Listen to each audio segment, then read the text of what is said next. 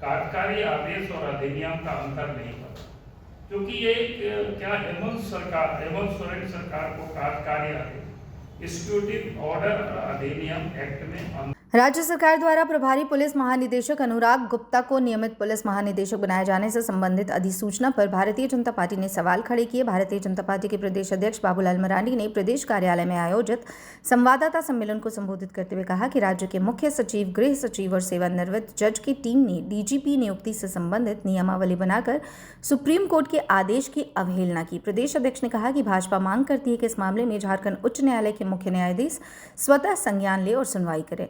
इस मामले में सर्वोच्च न्यायालय को भी और अवमानना का केस करना चाहिए। बाबूलाल मरांडी ने कहा कि एक दागदार छवि के आईपीएस अधिकारी को राज्य का पुलिस महानिदेशक बनाकर हेमंत सोरेन सरकार ये बताना चाहती है कि वो भ्रष्ट अधिकारियों के बल पर शासन करना चाहती है। आईपीएस अधिकारी अनुराग गुप्ता राज्यसभा चुनाव मामले में 2 साल तक निलंबित रहे।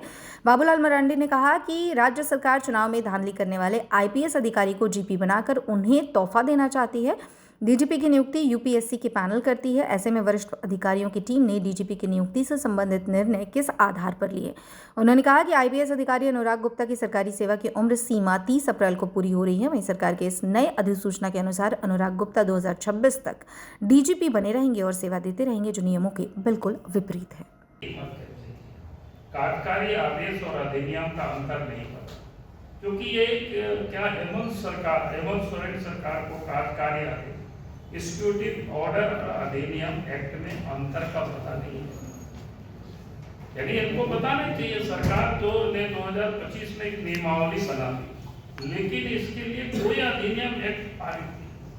कोई भी नियमावली बनता है तो उससे पहले एक्ट बनता है, एक्ट बनने के बाद नियमावली बनती है। लेकिन यहाँ इन्होंने एक्ट नहीं बनाया, विदाउट एक्ट के, बिना कानून के उन्होंने नियमावली बना दी।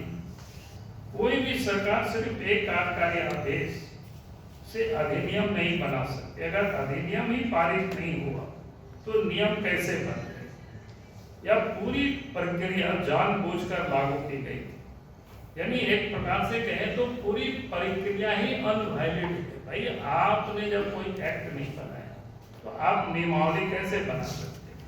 अब हम सवाल पूछना चाहते हैं कि राज्य सरकार ने 2025 की नियमावली को भूतलक्षी प्रभाव से लागू करने की कोशिश क्यों और कैसे? क्या झारखंड सरकार बता सकती इससे पहले कौन सा कानून भूतलक्षी प्रभाव से लागू किया गया था? राज्य सरकार के अधिकारियों ने इस आवेदन प्रक्रिया को कैसे अनुमति दी? आश्चर्य है कि भूमिका और न्यायपालिका पर क्या न्यायपालिका को कमजोर करने की साजिश? झारखंड उच्च न्यायालय के पूर्व न्यायाधीश इस पूरी प्रक्रिया में सरकार के साथ शामिल बताए जा रहे हैं। अगर पूर्व न्यायाधीश खुद राज्य सरकार के इस आवेदन कार्य में शामिल हो जाए तो न्यायपालिका की निष्पक्षता पर क्या असर पड़ेगा? बीजेपी मांग करती कि झारखंड हाईकोर्ट के मुख्य न्यायाधीश इस मामले का स्वतः संज्ञान ले और इसकी जनहित याचिका रूप में सुनवाई करे। हम यह भी मांग करते हैं कि झारखंड सरकार ऐसे पूर्व न्यायाधीशों को किसी भी सरकारी पद पर नियुक्त न करे। हम सवाल पूछना चाहते हैं, क्या यह न्यायपालिका को कमजोर करने की कोशिश है? पूर्व न्यायाधीश की भूमिका की जांच कौन करेगा? कानून का अनुराग गुप्ता का रिकॉर्ड। झारखंड का सबसे विवादास्पद आईपीएस अफसर डीजीपी अनुराग गुप्ता चुनावी कदाचार में लिप्त थे, जिसका कारण 2 वर्षों तक निलंबित रहे। उसके खिलाफ एफआईआर दर्ज हुआ। अगर यह अधिकारी चुनावी धांधली में शामिल था तो इसे डीजीपी क्यों बनाएगा? हम सवाल पूछना चाहते हैं, क्या हेमंत सोरेन सरकार लगातार विवादास्पद अधिकारियों के सहारे ही चल सकती है और ऐसे अधिकारियों को महत्वपूर्ण जिम्मेदारी देकर उन्हें बचाने में क्यों लगी रहती है? क्या चुनावों में धांधली के पुरस्कार स्वरूप अनुराग गुप्ता को डीजीपी बनाया गया? जो अधिकारी अपने गलत कार्यों को लेकर वर्षों निलंबित, जिसकी नौकरी की वास्तविक उम्र सीमा अगले 30 अप्रैल को समाप्त हो रही है, उसे गलत तरीके से डीजीपी बनाने की इतनी जल्दीबाजी और जरूरत क्यों सके कि झारखंड सरकार इस प्रकार काम कर रही है, कैसे काम कर रहे हैं? उसका एक बांधी है 7/1/2025 को, यानी 7 जनवरी को सरकार ने की कर मंत्री परिषद से अनुमोदन लिया। अनुमोदन इस बात के थे वो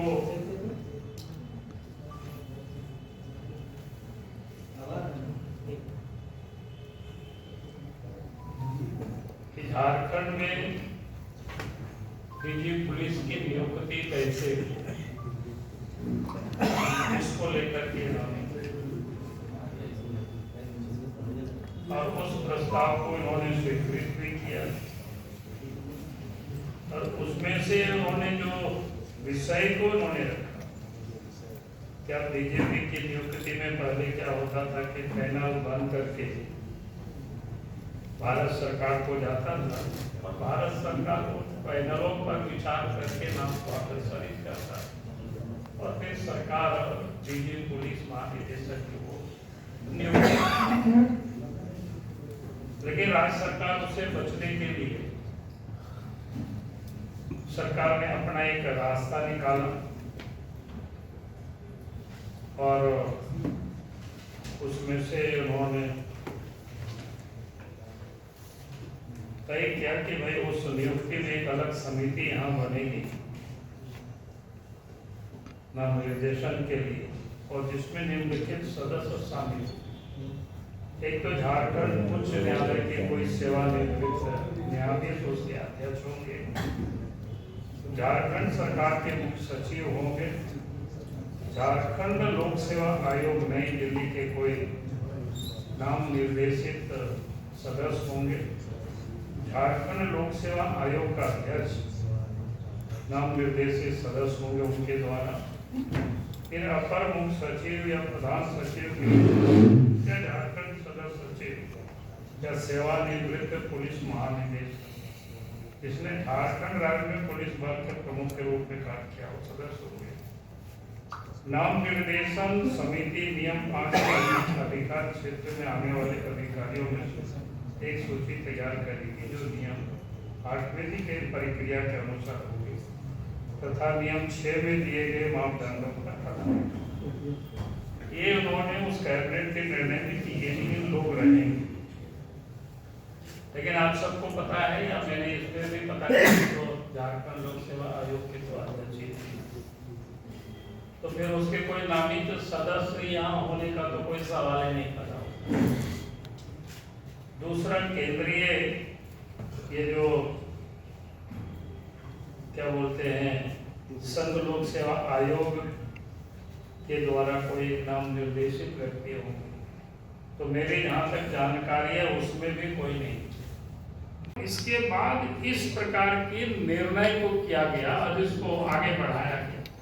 हम तो चाहेंगे हाई कोर्ट से भी कि भाई इसको सो मोटो संज्ञान लेना चाहिए और फिर इस प्रकार की जो जजेज होते हैं उनको सरकार के विभिन्न लाभकारी पदों में पदस्थापित किया जाता है।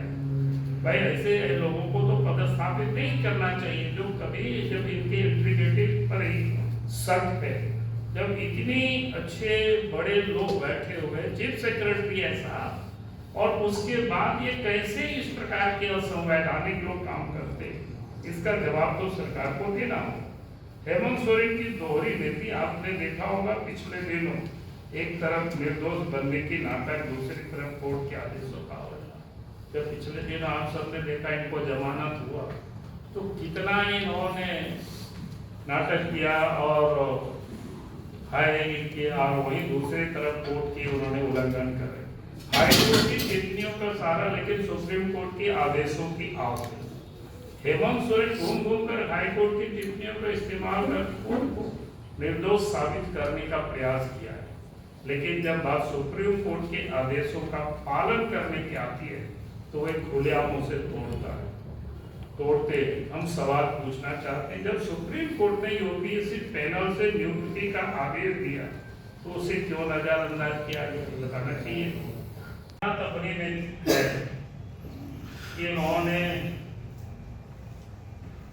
जो डीजी अप्रैल में यहाँ रिटायर होने वाले थे उनको क्या बोलते हैं नियमित नियुक्ति करके, ताकि उनको और समय तक मिल सके अवसर, यानी 2026 तक तो उन्होंने कर दी। इसे लगता है कि भी सरकार कितनी हड़बड़ी में है। और हेमंत सरकार में का संविधान और न्याय व्यवस्था पर एक प्रकार से हमला है।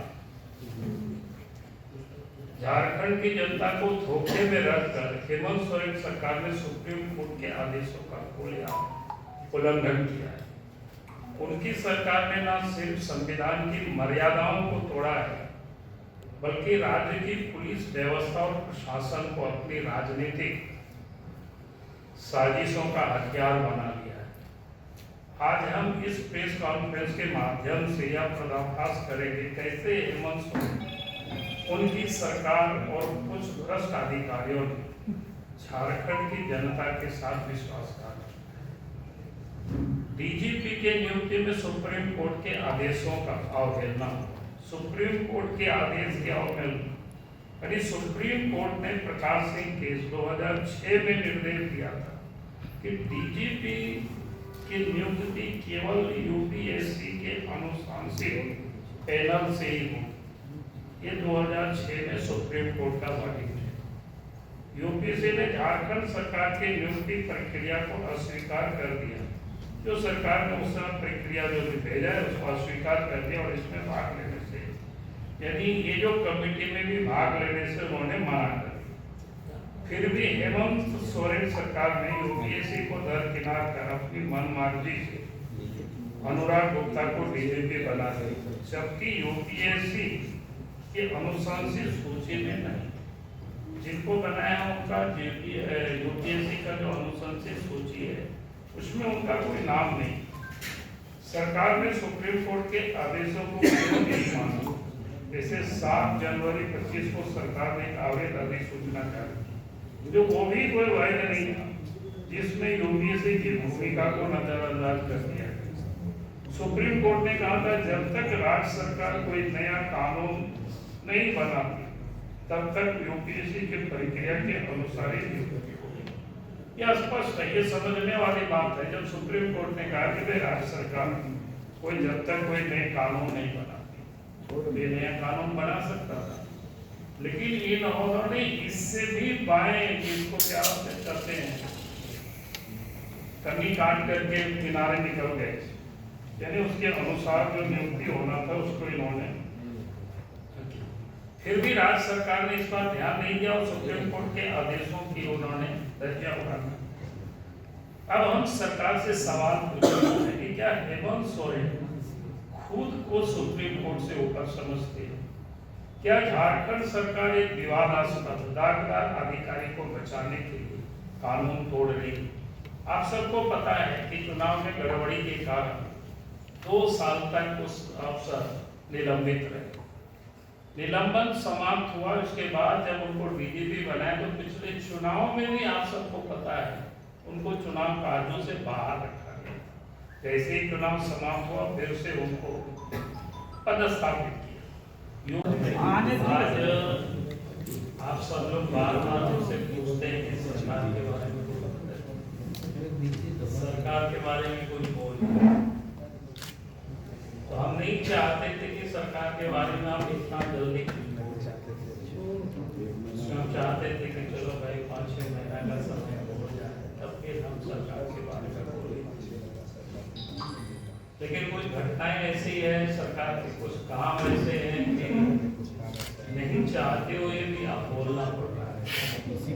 यानी अपने जो मन में एक सीमा रेखा तय किए थे, ये लगता है कि आप वो सीमा रेखा तोड़ना पड़ रहा है, क्योंकि विलंब करना उचित नहीं लगता है।